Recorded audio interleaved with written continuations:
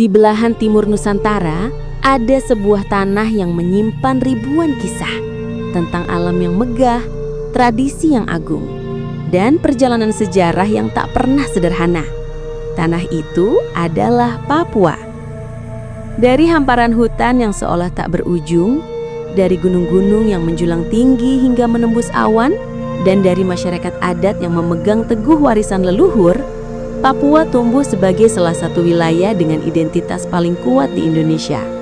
Namun, di balik segala keindahan itu, tersimpan pula kisah panjang tentang konflik, ketegangan, dan luka yang belum sepenuhnya pulih.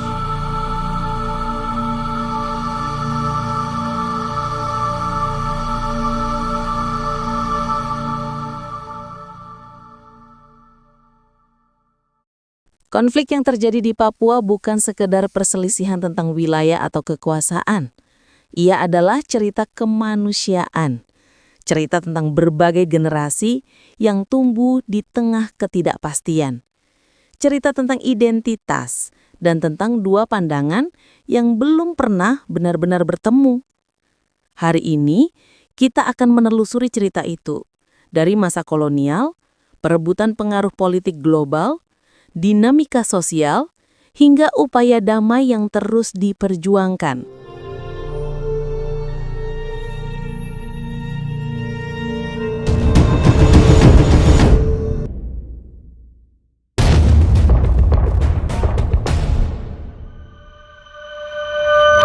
Ketika Indonesia merdeka pada 1945, berlaku prinsip bahwa seluruh wilayah bekas Hindia Belanda, termasuk Papua, seharusnya menjadi bagian dari Republik Indonesia. Namun Belanda menunda menyerahkan Papua dengan alasan bahwa masyarakat Papua harus menentukan nasibnya sendiri. Disinilah awal ketegangan terjadi. Dua klaim sejarah dan politik mulai saling bertabrakan.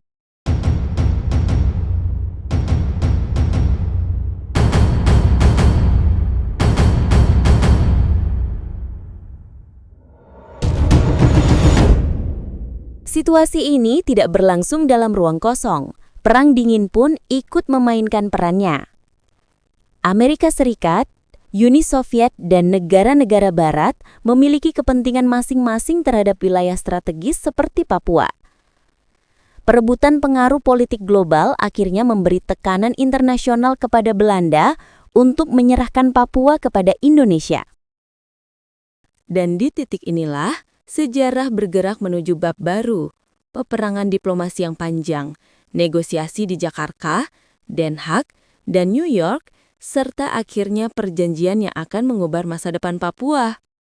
Perjanjian New York 1962 menandai titik penting.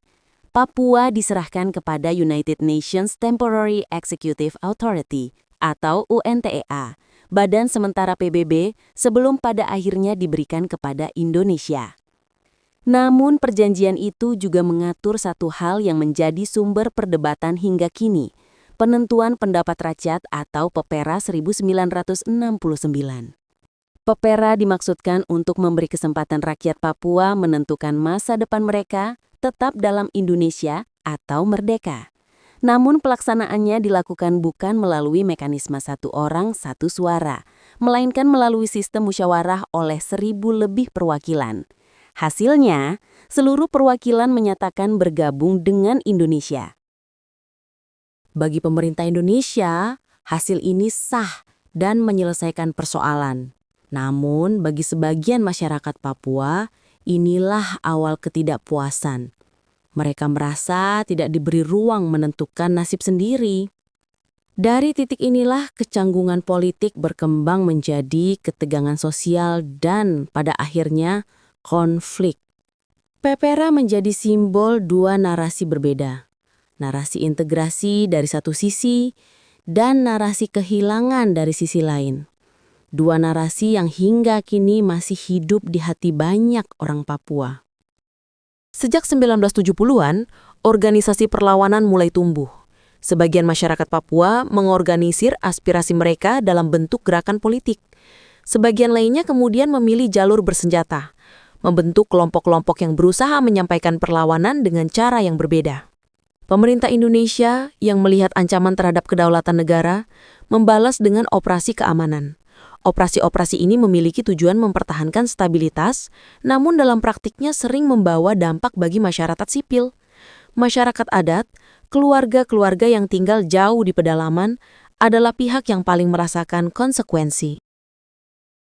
Di berbagai wilayah Papua, konflik tidak hanya terjadi antara kelompok bersenjata dan aparat, tetapi juga menciptakan ketegangan sosial antar kelompok masyarakat. Masing-masing membawa kisah, luka, dan persepsi yang berbeda tentang apa yang sebenarnya terjadi. Selama puluhan tahun itu, konflik berkembang seperti lingkaran yang sulit ditembus. Aksi dan reaksi, aspirasi dan penindasan, harapan dan kehilangan. Tidak semua konflik terlihat. Banyak terjadi dalam diam, di dalam hati dan pikiran masyarakat Papua yang hanya ingin hidup tenang. Bayangkan seorang anak yang tumbuh di desa terpencil, yang lebih sering mendengar suara helikopter atau tembakan daripada suara sekolah yang ramai. Atau seorang ibu yang membesarkan anaknya dengan rasa takut. Takut jika suatu hari kampung mereka harus mengungsi karena situasi yang kembali memanas. Bagi aparat keamanan, menjalankan tugas di Papua pun bukan hal mudah. Mereka berada di medan yang sulit, menghadapi ancaman nyata, dan seringkali beroperasi dalam situasi yang serba tidak pasti. Banyak dari mereka yang datang dari luar Papua, tidak memahami budaya lokal, sehingga benturan budaya pun sulit dihindarkan. Konflik ini menciptakan korban di kedua sisi. Ada yang kehilangan keluarga, ada yang kehilangan mata pencaharian, ada yang kehilangan rumah, dan ada pula yang kehilangan masa depan. Tetapi dalam diam, masyarakat Papua tetap bertahan, membangun rumah, mengajar anak-anak, berladang, dan terus menjalin kehidupan yang normal di tengah ketidakpastian. Papua bukan hanya wilayah, tetapi rumah bagi ratusan suku, bahasa, dan sistem adat. Identitas masyarakat Papua sangat kuat, dan inilah salah satu faktor yang membuat konflik semakin kompleks. Setiap suku memiliki sejarah, nilai, dan cara hidup yang berbeda. Namun, banyak masyarakat adat merasakan bahwa identitas mereka terancam oleh perubahan sosial dan modernisasi yang datang terlalu cepat. Program pembangunan, transmigrasi, eksploitasi sumber daya alam, dan perubahan demografis menciptakan dinamika baru. Masyarakat adat sering merasa tersisih, kehilangan tanah ulayat, atau kehilangan ruang untuk menjalankan tradisi. Rasa kehilangan inilah yang kemudian menambah lapisan baru dalam konflik Papua. Bukan hanya politik, tetapi juga budaya. Namun di sisi lain, identitas Papua juga menjadi sumber kekuatan. Seni, tarian, ukiran, dan ritual keagamaan menjadi perekat masyarakat, menjadi benteng spiritual yang membuat mereka bertahan dalam tekanan kehidupan. Memasuki era 2000-an dan 2010-an, konflik Papua mengambil bentuk yang lebih modern. Media sosial membuka ruang bagi dunia luar untuk melihat Papua. Aktivis internasional, jurnalis, dan lembaga HAM mulai menyoroti Papua dari berbagai sudut pandang. Di dalam negeri, organisasi politik Papua berkembang dalam berbagai bentuk. Ada yang memperjuangkan otonomi lebih luas, ada yang menginginkan referendum, dan ada pula yang bergerak dalam jalur diplomasi internasional. Pemerintah Indonesia memberikan otonomi khusus pada awal 2000-an. Program besar dengan anggaran besar yang dirancang untuk memberi ruang lebih bagi masyarakat Papua. Namun, implementasinya tidak selalu berjalan mulus. Korupsi, ketidakmerataan pembangunan, hingga ketegangan antar kelompok elit menjadi tantangan tersendiri. Sebagian masyarakat melihat Otsus sebagai harapan, sebagian lainnya merasa Otsus bukan jawaban. Meski konflik tampak sulit diakhiri, berbagai upaya damai tetap dilakukan. Tokoh gereja, tokoh adat, akademisi, dan organisasi masyarakat sipil terus berusaha membuka jalan dialog. Mereka percaya bahwa konflik Papua tidak bisa selesai dengan senjata, tetapi dengan pertemuan hati. Dialog terbuka pernah dilakukan, namun belum mampu menyentuh akar persoalan. Meski begitu, benih-benih perdamaian terus tumbuh di berbagai tempat. Di pedalaman, masyarakat berkumpul membahas aspirasi damai. Di kota-kota besar, mahasiswa Papua berdiskusi tentang masa depan. Di Jakarta, pemerintah dan berbagai tokoh Papua terus mencari formula terbaik. Tetap ada harapan bahwa pada waktunya, ketika kedua sisi benar-benar saling mendengarkan, ruang damai akan terbuka lebih lebar dari sebelumnya. Masa depan Papua bukan hanya ditentukan oleh pemerintah atau kelompok perlawanan. Masa depan Papua ditentukan oleh semua pihak. Dari anak-anak yang hari ini belajar di sekolah, para ibu yang mengajar nilai-nilai kedamaian, hingga para pemimpin adat yang menjaga harmoni. Papua memiliki potensi luar biasa. Kekayaan alam, kekayaan budaya, dan generasi muda yang cerdas. Potensi ini bisa berkembang jika mereka tumbuh dalam lingkungan yang penuh rasa aman.